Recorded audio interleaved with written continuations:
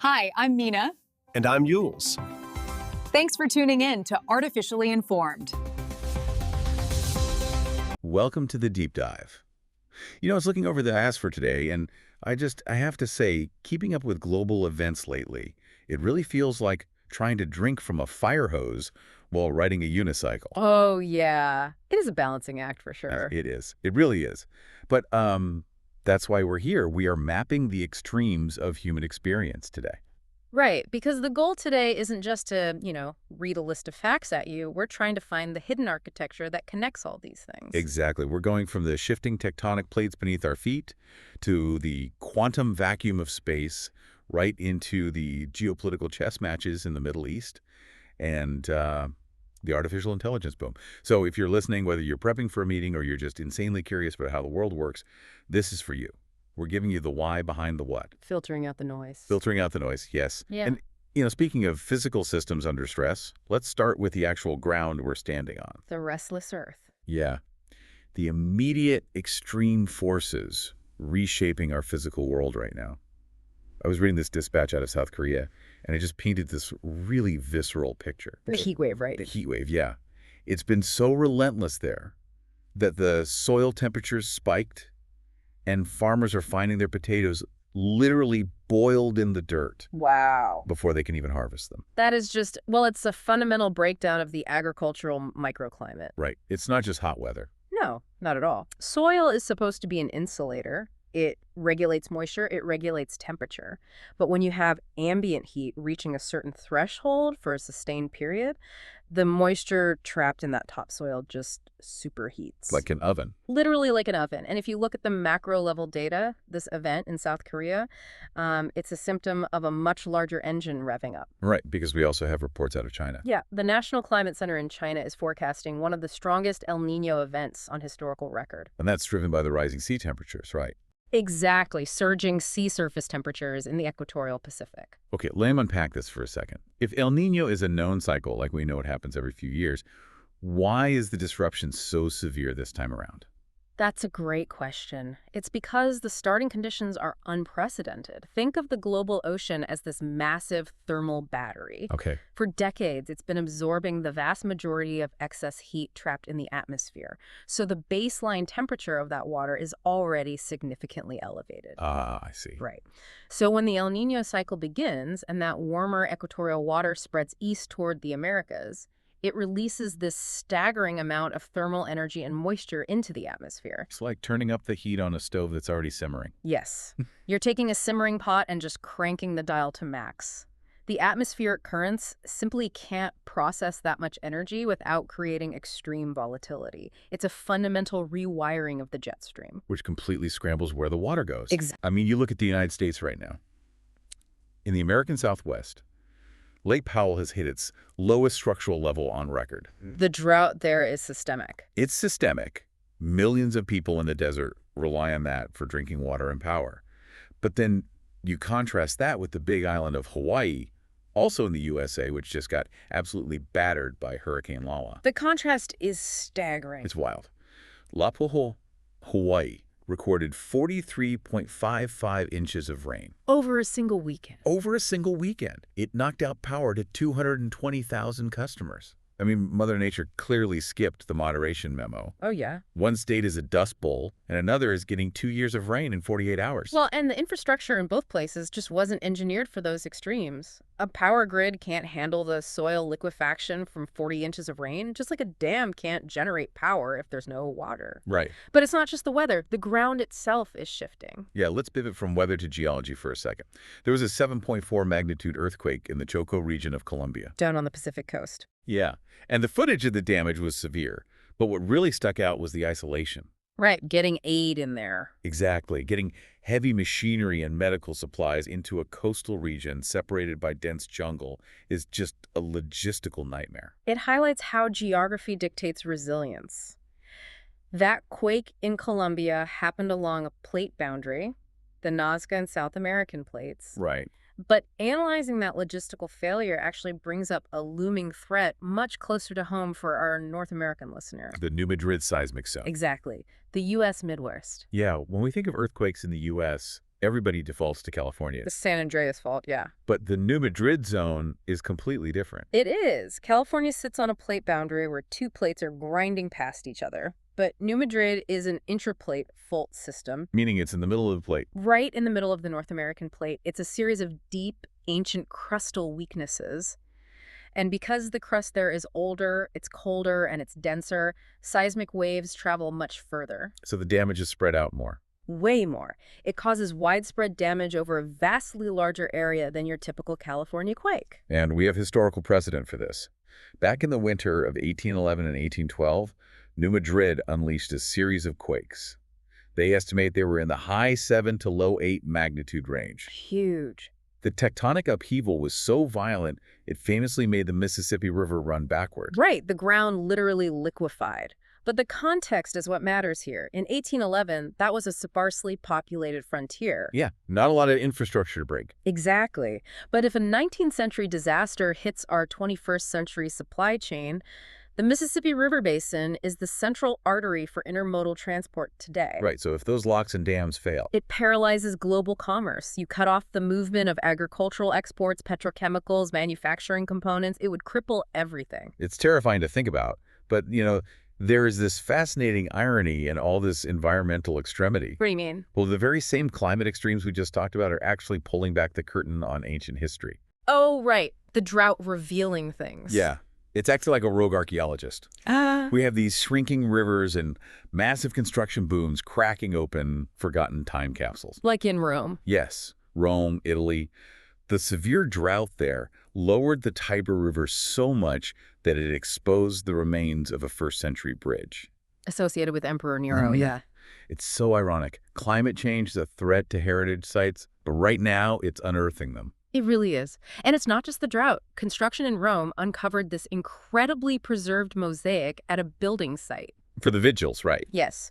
The vigils were Rome's ancient fire brigade and night watchers. When I saw that, I instantly thought, it's like an ancient Instagram post celebrating first responders. So totally. It's like the emperor was saying, hey, look at us keeping the empire from burning down. It was civic branding, for sure. Political legitimacy through public safety. Right. And this intersection of ancient life and modern discovery is happening everywhere. In Switzerland, they found a Roman military camp, complete with a bakery and a blacksmith forge. Which gives us a great look at their supply lines. Yeah. Then in Lima, Peru, skeletal remains were uncovered at the Huaca Pyramid. And in Egypt, in the Theban necropolis, they opened a tomb and found 16 mummies. And a mummified dog. And a dog. Which, to me, shows this wasn't just a one-off event. No, absolutely not. History isn't static. When you look at that Egyptian tomb, it was a multi-generational, recycled family plot. They were reusing the space? Over centuries, yeah. It shows a highly dynamic, economic approach to the afterlife. They were managing their assets. Speaking of managing assets, this was probably my favorite story in the archaeological section. Yeah. A modern construction crew was demolishing a house, and they found a hidden hoard behind a basement wall. The gold bars. 40 gold bars and 4,000 coins. The estimated value is roughly $10 million. It's incredible. Here is where it gets really interesting to me. Just imagine being that crew, knocking down drywall and finding an actual pirate's bounty. Right, but it also speaks to human psychology. The need to hoard wealth in the built environment. It usually happens during times of intense crisis. It's a physical ledger of past panic. Oh, like people losing trust in banks. Exactly. When the system feels fragile, you put your gold in the walls. Wow. That makes a lot of sense. Oh. So we've looked at what's buried in the earth, but ancient people were also looking up. Yes, they were. Some of their most prized possessions actually came from the stars. There's this crazy bridge between archaeology and astrophysics right now. The meteoritic rings. Yeah. Researchers were analyzing these ornate ancient European artifacts, and they discovered several rings were forged from meteoritic iron. Iron from space. Yeah. Before they could mine and smelt iron properly, they just found meteorites and worked them into jewelry. Because it was literally a material sent from the heavens. It had immense status. Which is just a brilliant segue to what's happening at the galactic scale today. If we zoom out from those rings to the Milky Way itself, NASA, the National Aeronautics and Space Administration, they used the Hubble Space Telescope and confirmed something mind-blowing. The galactic merger. Yeah. Our galaxy, the Milky Way, swallowed a dwarf galaxy called LKH 12 billion years ago. Swallowed it whole. So wait, what does this all mean? Our galaxy is basically a cosmic cannibal. That is exactly what it means. Galaxies grow through mergers. They consume smaller galaxies. That is why. And we can actually see this happening elsewhere. The James Webb Space Telescope recently imaged Messier 64, which is known as the Black Eye Galaxy. Right, because it has that dark dust lane that looks like a bruised eye. Exactly, like it got into a cosmic street fight. And that dust lane is the result of a past merger. Webb can see right through it now to the star formation happening behind it. It's so violent, but also regenerative. Yeah. But the space news gets even crazier. We're talking mind-bending physics here. Astronomers discovered a new rocky mega-Earth that's 23 times more massive than our planet. Which challenges our models of planetary formation. Right. But even wilder than that, physicists found empirical proof of something called birefringence of the vacuum. Ah, yes. The Heisenberg-Euler formulation. Okay, you're going to have to explain this to me because my brain melted a little bit reading it. So we usually think of the vacuum of space as completely empty, right? Nothingness. Yeah, just empty space. But in extreme magnetic fields, like near a magnetar. Which is a super dense dead star. Right. The magnetic field aligns the virtual particles in that empty space. And when light passes through that highly magnetized vacuum, the vacuum itself acts like a prism. Wait, really? Yes. It bends and splits the light into different polarizations. Wait. If nothing can bend light, doesn't that fundamentally change how we view reality? Enthusiastically, yes. It proves a century-old quantum theory. Space isn't empty. It's a dynamic medium that interacts with light under extreme conditions. That is unbelievable. So we have this highly elegant, complex universe, and yet humanity's footprint in space is, frankly, getting really messy. Our space trash. Yes, the space trash. The Lunar Reconnaissance Orbiter, or LRO, captured images of a new crater on the moon. And it wasn't from an asteroid. It was from a SpaceX Falcon 9 upper stage that crashed into the moon at 5,400 miles per hour. Right, and that's just the physical debris. Yeah, because we also had that private mission by Catalyst Space. They tried to boost the aging NASA Swift Observatory, but they failed because of attitude control issues. Which means the craft lost its orientation. Yeah, it's just more junk up there, but the biological contamination might be worse. The fungal spores. Right. A study in Science Advances showed that human-related microbes, specifically Aspergillus niger, might actually survive the extreme conditions at the moon's south pole. Which is a massive issue for forward contamination. Meaning we contaminate other planets before we can even study them. Exactly. As we reach for the stars, we bring our trash and our germs with us. If we eventually send crewed missions to Mars, we have to worry about our own microbiome surviving and contaminating the Martian environment. So if we find life, we won't know if it's Martian or if it just hitched a ride on our boots. Exactly. It compromises the science. Wow. Well, our drive to engineer the cosmos is definitely mirrored by our drive to engineer things here on Earth, especially human intelligence and our financial systems. The technological frontier. Yes. Let's look at the AI boom versus reality. Higgsfield just raised a $400 million Series B funding round. Making their valuation, what, $5.4 billion? $5.4 billion for generative AI video creation. There's just so much capital flowing into this. But I think the real shift is happening at the ground level of coding. The Olympiad? Right, the International Olympiad in informatics in Tashkent, Uzbekistan. These are the best young programmers in the world, and they're using AI to fundamentally reshape how coding is done. It's a fascinating shift because coding used to be about rote memorization of syntax, right? Yeah. Knowing exactly where every semicolon goes. Yeah. But now the AI handles the syntax flawlessly, so the skill has shifted. It's now entirely about high-level logic, algorithmic reasoning, and architecture. I look at it like it's moving from being the bricklayer to being the architect. That's a perfect analogy. You don't need to mix the mortar anymore. You just need to know how the building should stand up. Right. The human value is in the design and the reasoning, not the manual labor of typing code. So we have these massive leaps in high-tech abstraction, but down at the everyday microeconomy level, things are getting really tight. You're talking about the buy now, pay later trend. Yeah. The New York Times reported that BNPL lenders are now pitching loans for essential needs. Not just TVs or sneakers, but electricity bills and rent. Using short-term installment loans for recurring utility bills. Yeah. And, there's a couple of ways to look at this. From a free market perspective, in a really tight inflationary climate, this is a voluntary opt-in lifeline. For people who need liquidity. Exactly. It gives consumers access to credit they desperately need. And it bypasses the traditional, often gate-kept banking system. If your credit score is low, traditional banks won't help you keep the lights on. That's true. The immediate access to capital is real. But from a regulatory perspective, there's a massive risk of predatory debt traps here. Because it's a recurring expense. Right. Borrowing for a one-off purchase is one thing, but borrowing for a recurring essential need with compounding late fees. If you can't pay September's rent, borrowing it means in October, you owe October's rent, plus the installment for September, plus fees. The debt compounds. It compounds rapidly, and that can obliterate a family's financial stability and their credit score. It's a very dangerous spiral. Yeah, both sides of that argument really highlight the profound shift in consumer finance right now. It just shows the intense pressure on household budgets globally. And that economic pressure on citizens is ultimately driven by macro geopolitics. It's all connected. The high-tech tools and the economic anxieties we just talked about are actively clashing on the global stage right now. Especially in the Middle East. The Middle East is a massive flashpoint today. A 60-day ceasefire agreement between the U.S. and Iran has officially expired. And the rhetoric escalated immediately. Instantly.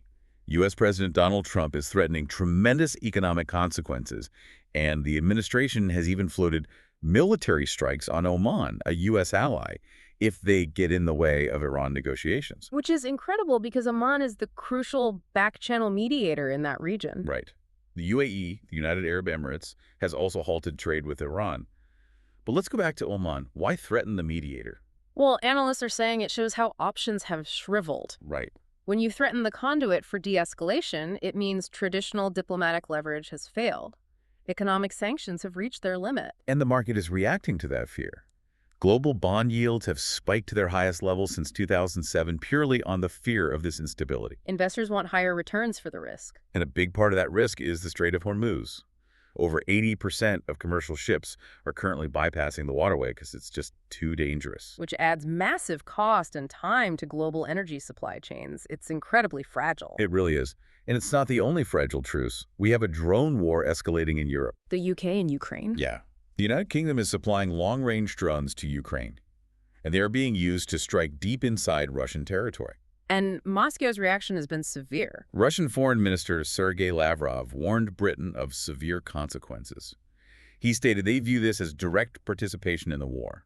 It's the proxy dynamic playing out. And it brings it all back to what we were saying about technology.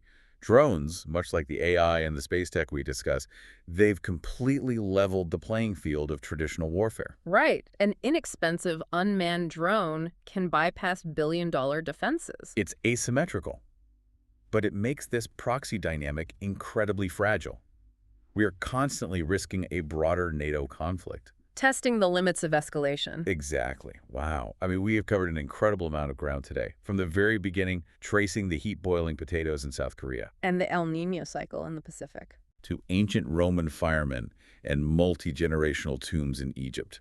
We talked about the quantum vacuum of space-bending light, and then brought it right back down to high-stakes diplomacy in Oman and the economic struggles of paying rent with buy now, pay later apps. The entire system under stress. The entire system.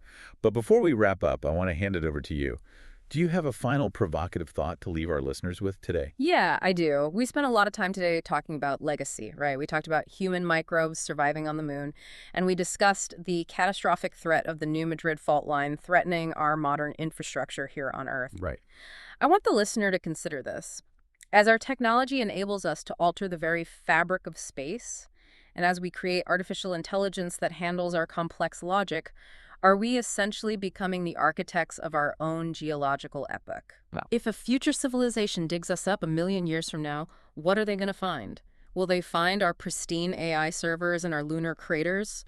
Or will they just find a layer of plastic and our own version of a $10 million basement hoard hidden away in a panic? Oh, man, that is heavy, but it's exactly the kind of thing we want to leave you with. A huge thank you to everyone for joining us on this deep dive. Stay curious, keep questioning the world around you, and we will catch you next time. For enjoying Artificially Informed. Hit subscribe and share it with a friend. From the left, the right, and straight from the algorithm. Thank you. Welcome to the debate. Right now, a 24-year-old in Chicago is unable to qualify for a mortgage, and, The reason has absolutely nothing to do with their credit score. Right. It has everything to do with a naval blockade 7,000 miles away in the Strait of Hormuz. So today, we are looking at how a localized diplomatic failure is systematically rewiring the global economy. Because the era of, frictionless global trade is over. I mean, when the geopolitical tectonic plates shift, every single market on Earth feels the earthquake. Yeah. And those plates are shifting violently right now. So we are focusing today on the cascading planetary shocks triggered by the expiration of the 60-day U.S.-Iran Memorandum of Understanding and, of course, the subsequent closure of the Strait of Hormuz. Mm-hmm. We're grounding this discussion in recent global reporting from sources including the New York Times, Trends Journal, RT, BBC, and Al Jazeera. And we really want to look at this from a planetary perspective, understanding how a localized flashpoint ripples outward to impact everyone from European energy consumers to Latin American manufacturers. Absolutely. So I'll be arguing that the collapse of these diplomatic guardrails and the resort to this, unilateral brinksmanship is systematically fracturing our globalized economic order. It's crushing the working class, and it's crippling future aggregate demand. And I take the position that this volatility, while, incredibly painful in the short term, is actually a necessary structural recalibration. We are seeing hard power deterrence replace flimsy truces, and capital markets efficiently rotating into artificial intelligence to build a much more resilient, localized global economy. Let's lay out exactly what is happening on the ground before we dive into the economics, because the world is witnessing the dangerous unraveling of the rules-based international order. Well, rules-based is debatable, but go on. Fair enough. But the expiration of the U.S.-Iran MOU isn't just a regional spat. It's a planetary crisis because of the reckless unilateralism we're seeing in response. Yeah. I mean, former U.S. President Trump recently issued an unprecedented threat to bomb Oman, which, as we know, is a vital, historically neutral regional mediator. Right, the Switzerland of the Gulf. Exactly. And he's simultaneously making the legally absurd claim that the Strait of Hormuz is somehow new U.S. territory. This kind of geopolitical fracturing connects directly to tangible economic harm. I mean, oil prices have spiked to their highest since July. Mm-hmm. And that energy shock immediately pushes global borrowing costs to fresh highs. We're seeing this manifest in a sharp decline in U.S. retail sales and a devastating triple choke point for Generation Z globally.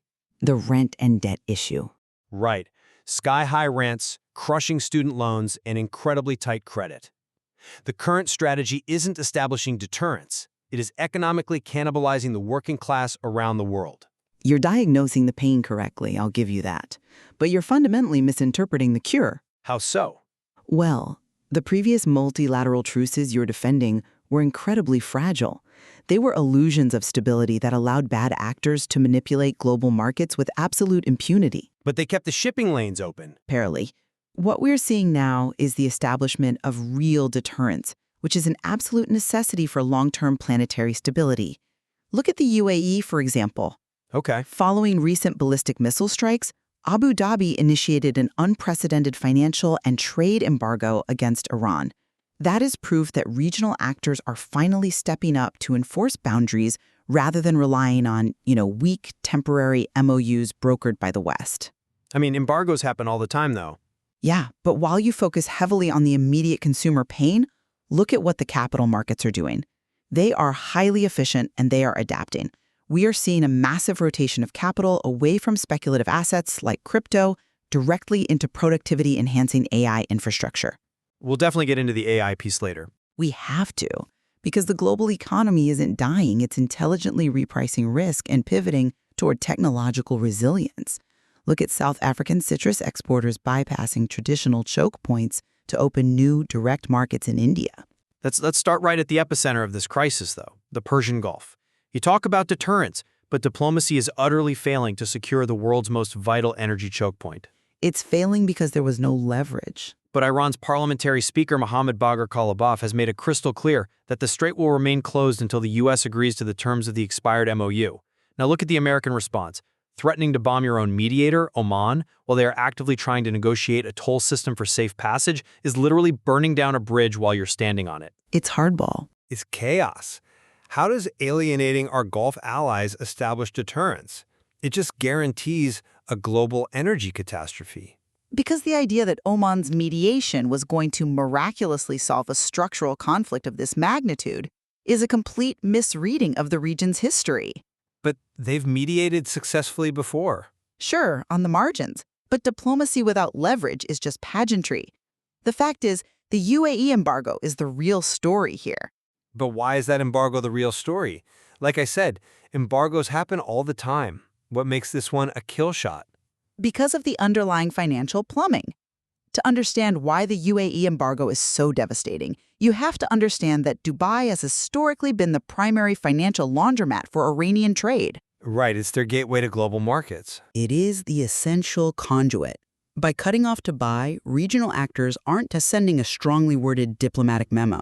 They are physically choking off Tehran's access to hard currency. They're signaling they're entirely fed up with proxy aggression and ballistic missile strikes. The U.S. maintaining a naval blockade, combined with regional powers enforcing a strict financial blockade, forces Tehran into a corner where they realize they cannot dictate terms to the global energy market. But at what cost to everyone else? The pain is the point. It strips away the illusion that you can disrupt a fifth of the world's seaborne oil and face zero consequences. But look at the mechanism of that so-called leverage. When former President Trump goes on Truth Social, posts a map, and circles the Strait of Hormuz as new U.S. territory, that does not create leverage. It creates a reaction. It creates a diplomatic corner that neither side can back out of without losing face. It gives Iranian hardliners the exact narrative they need to justify a prolonged closure to their own people. We share this planet, and unilateral declarations of sovereignty over international waters terrify allies and adversaries alike. I think terrify is a strong word. Is it? Entire continents, China, Latin America, Europe, they rely on that waterway to keep their lights on and their factories running. By threatening Oman and claiming international waters, you aren't just pressuring Tehran. You are signaling to the entire globe that the U.S. is a highly volatile, unpredictable actor willing to risk a planetary recession to make a political point. Unpredictability is terrifying in the short term. Yes, I'll concede that. But unpredictability is precisely what is forcing the region to take ownership of its own security. By shutting down their own economies? No, by building new systems. For decades, the Global South and regional powers relied entirely on the U.S. Navy to police the global commons. It created massive complacency. Okay. Now, because of that very unpredictability, you have the UAE stepping up and flexing real financial muscle. You have India and South Africa forging direct agricultural trade routes that completely bypass these vulnerable traditional choke points. I mean, finding a new route for oranges is great, but it doesn't solve the oil crisis. The expiration of the MOU is a shock to the system, yes, but it's forcing the world to stop relying on a brittle, single point of failure system. I hear you arguing for the long-term benefits of, multipolar self-reliance, but the transition cost is being borne entirely by the working class. Let's trace the actual macroeconomic contagion here, because what happens in the Strait of Hormuz doesn't stay in the Middle East. No, it certainly doesn't. The second those ships stop moving, global oil supply shrinks, prices spike, and that energy shock immediately bleeds right into our bond markets. Well, it forces inflation expectations to reset. Exactly.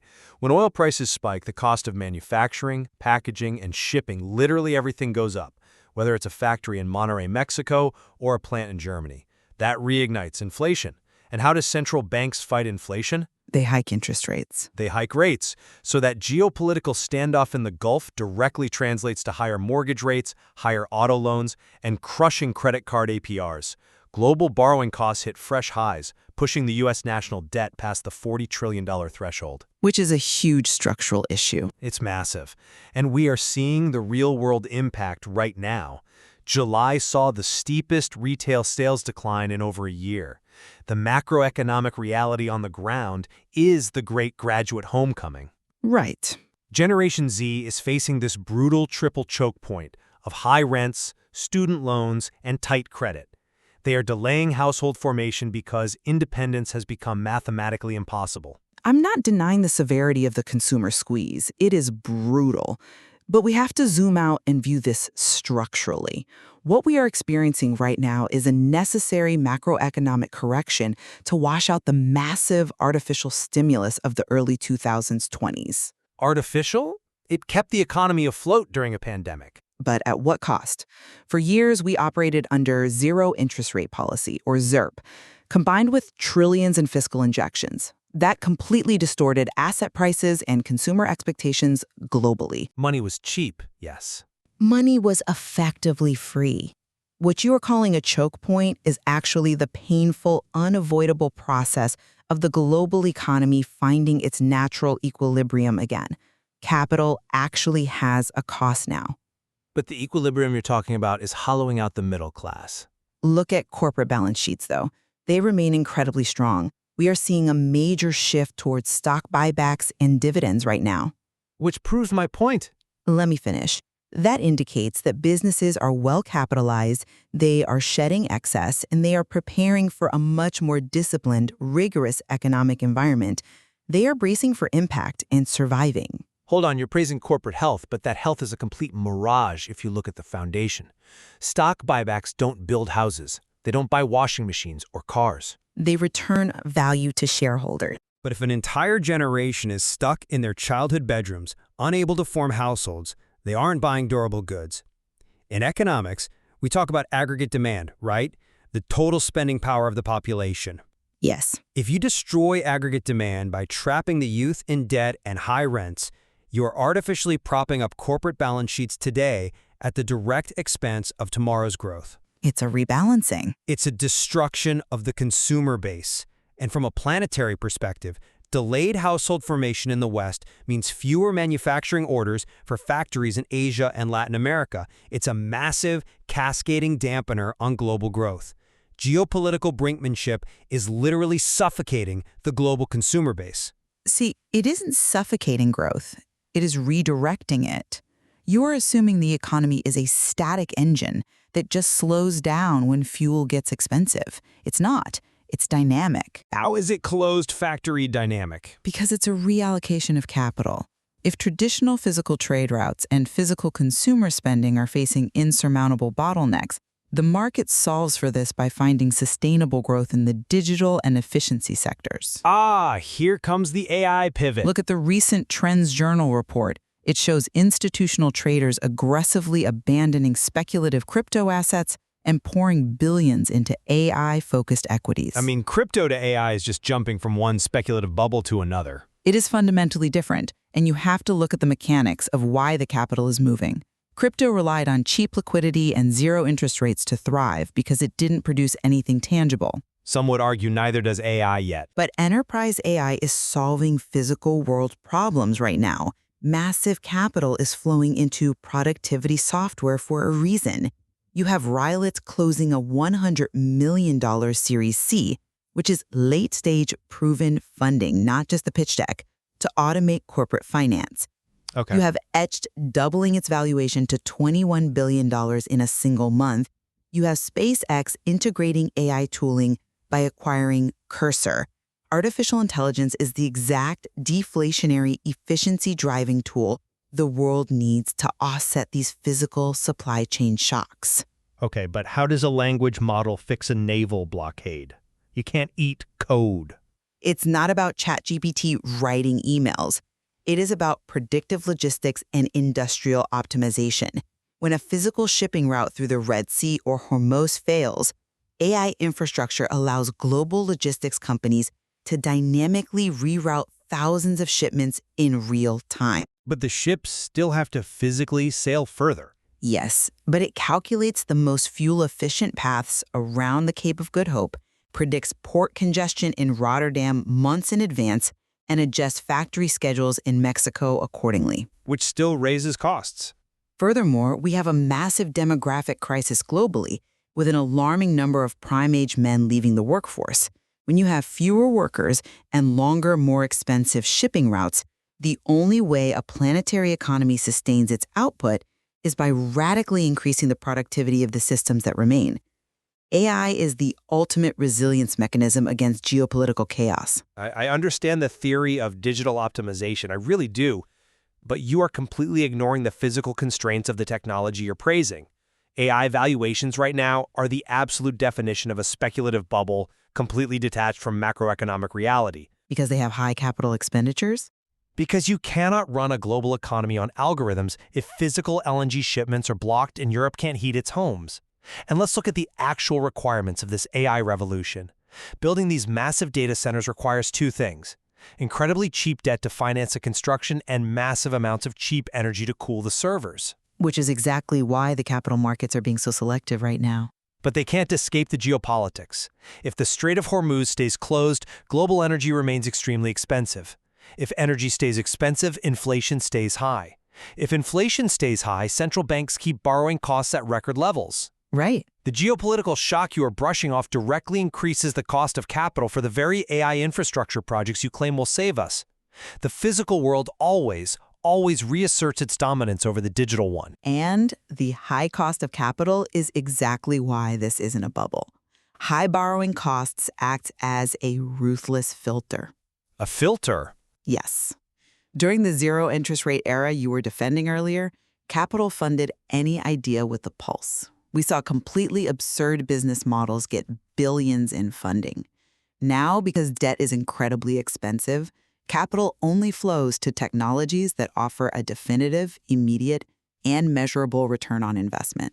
So you're saying only the strong survive? Exactly. The physical world is messy right now, absolutely. The expiration of the US-Iran MOU is a prime example of that messiness.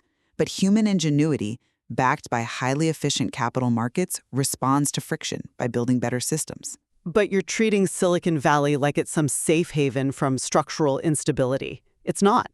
Big tech is facing massive regulatory headwinds that threaten its core business models globally. You mean the lawsuits? Yes. Look at Meta right now. They are facing a lawsuit from U.S. states seeking upwards of $200 billion in damages over child safety and addictive design. The tech sector is not insulated from legal gravity or economic reality. A consumer social media lawsuit against Meta is a regulatory growing pain for a specific platform. It is not a referendum on the enterprise AI revolution. It shows vulnerability, though. The capital rotation we are discussing, like quantitative giant Jane Street backing Etched, is sophisticated capital seeking hard productivity gains in the real economy. We are moving away from a fragile, hyper-globalized dependency on single choke points and single mediators, and we are moving toward a more modular, technologically advanced, and localized global economy. But at what human cost? That transition period you describe as a modular evolution is proving utterly brutal for the average global citizen. Transitions of this magnitude are always brutal. The question we have to ask is whether we are transitioning toward a system that is fundamentally more robust and capable of withstanding the next shock. Let's bring this full circle and summarize exactly where we stand. From my perspective, the loss of diplomatic guardrails, evidenced by the expired Iran MOU, the absurd unilateral claims over international waters, and the alienation of vital regional allies like Oman, is actively crippling the global economy. By allowing diplomacy to fail, we are driving up sovereign debt, spiking global borrowing costs, and squeezing the working class to the absolute breaking point. An economy where an entire generation is trapped in the great graduate homecoming because of a triple choke point of housing, education debt, and credit tightening is not a healthy economy. And it certainly isn't an economy that can be papered over by soaring AI valuations in Silicon Valley. And my conclusion is that the world is undergoing a profound, admittedly painful, hard power and macroeconomic recalibration. Right. The weak multilateral truces of the past 2 decades enabled bad actors and created a dangerous false sense of security. They are now being replaced by real regional deterrents, precisely like the UAE's financial embargo cutting off Tehran's access to hard currency. Even if it hurts Dubai in the process? Exactly. The pain in the consumer sector is very real. But it is the necessary, unavoidable unwinding of artificial stimulus and zero interest rate distortions. Meanwhile, capital is doing exactly what it is designed to do. It's efficiently rotating out of useless speculative bubbles like crypto and pouring into deflationary, productivity-enhancing technologies that will allow the global supply chain to function in a fractured world. There is one point where we absolutely converge, however. The expiration of the US-Iran MOU, the closure of Hormuz, and the resulting structural spike in global borrowing costs represent a definitive end to the previous era. Completely agree. The frictionless, hyper-globalized world we knew over the last 20 years is dead and gone. We are now firmly planted in a volatile, multipolar new chapter for global markets. It really highlights the immense value of viewing these planetary events from both a geopolitical and a market-driven perspective. When a ship stops moving in the Persian Gulf, a young family in the Midwest can't buy a home, a factory in Latin America slows its output, and billions of dollars in Wall Street capital instantly pivot toward a new technological solution. It's all connected. It is. There is so much more to explore in the underlying economic data regarding how these diplomatic fractures fundamentally reshape our daily lives. We can debate whether this geopolitical shock is destroying our economic engine or forcing us to finally build a better, more resilient one. But the one thing we can't do is pretend the machine is still running the way it used to. Thank you for listening, and keep questioning the consensus. That's it for today's Artificially Informed. Nope. Thanks for spending your time with us. Yeah. Stay sharp, stay curious. See you next time.